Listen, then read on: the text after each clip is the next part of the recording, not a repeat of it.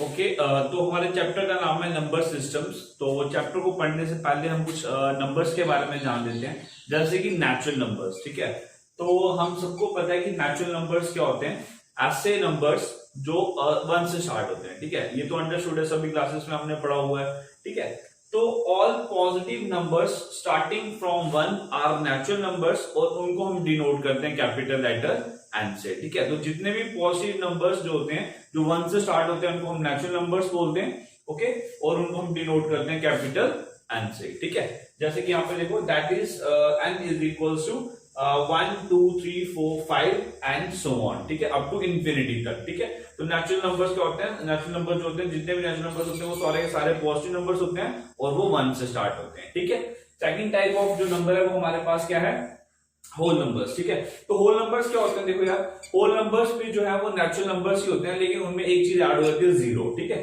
तो all natural numbers including zero are known as whole numbers. ठीक है, और इनको हम डिनोट करते हैं कैपिटल W से। ठीक है, तो देखो यहाँ पे that is W is equals to 0 1 2 3 4 5 up to infinity. ठीक है, तो नेचुरल नंबर जो होते हैं ये भी पॉजिटिव नंबर्स होते हैं और ये 1 से स्टार्ट होते हैं, 1 से लेकर इंफिनिटी तक। सेकंड जो होल नंबर्स होते हैं, होल नंबर्स भी नेचुरल नंबर्स होते हैं, लेकिन वो 0 से स्टार्ट होते हैं। ठीक है, और ये भी पॉजिटिव नंबर्स होते हैं। ठीक है, अब हम पढ़ते हैं इंटीजर्स के बारे में। तो क्या इंटीजर्स क्या होता है, इंटीजर्स मैं आपको एक सिंपल सी चीज बताता हूं। देखो, all positive and negative numbers including zero.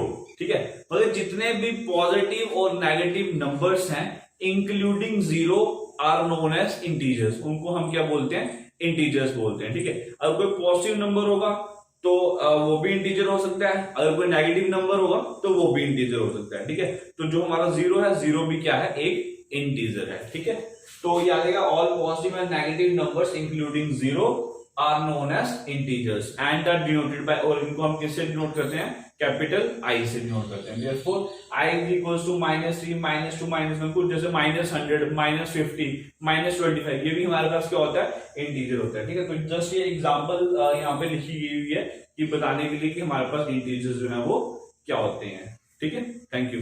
Okay, तो जो हमारे पास अब फोर्थ टाइप ऑफ नंबर है वो क्या है, रैशनल नंबर। ठीक है, तो हम सब ने 8th क्लास में पढ़ा हुआ है रैशनल नंबर्स क्या होते हैं, क्योंकि आपका जो 8th क्लास में फर्स्ट चैप्टर था वही रैशनल नंबर्स पे था। तो एक बार जल्दी से रिवाइज कर लेते हैं कि रैशनल नंबर्स क्या होते हैं।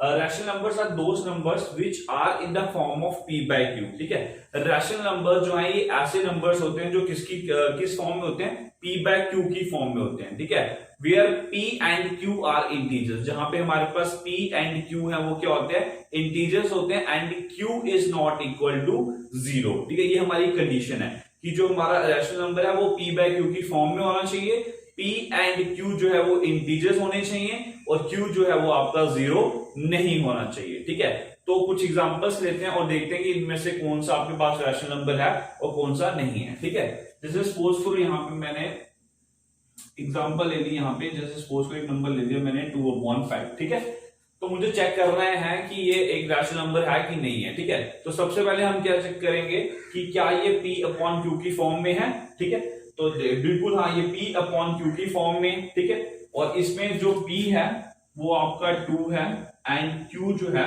वो आपका क्या है, 5 है। ठीक है, तो फर्स्ट कंडीशन तो हमारी इसमें ट्रू होगी कि जो भी आपका रैशनल नंबर है वो p by q की फॉर्म में होना चाहिए। ठीक है, तो p हमारा यहाँ पे क्या है 2 और q जो हमारा यहाँ पे क्या है 5। ठीक है, सेकंड कंडीशन क्या थी कि p और q जो है वो क्या होने चाहिए, इंटीजर्स होने चाहिए। तो चेक कर लेते हैं, तो p की वैल्यू क्या है 2 क्या है, इंटीजर है, क्योंकि मैंने बोला था all positive and negative numbers including zero are known as integers. ठीक है, तो 2 हमारा क्या है, इंटीजर, और वैसे ही जो q है हमारा क्या है 5, तो q भी इंटीजर है। ठीक है, तो सेकंड कंडीशन भी ट्रू होगी। अब थर्ड कंडीशन क्या थी कि q is not equal to 0, q आपका 0 नहीं होना चाहिए, तो q हमारा 0 नहीं है। ठीक है, तो ये जो 2/5 है ये हमारे पास क्या हो गया, एक रैशनल नंबर हो गया। ठीक है, वैसे ही चलो कुछ और एग्जांपल ले लेते हैं। सपोज करो मैं आपकी एग्जांपल लेते हैं यहाँ पे -5। ठीक है, मुझे चेक करना है कि -5 जो है वो रैशनल नंबर है कि नहीं है। ठीक है, तो देखते हैं।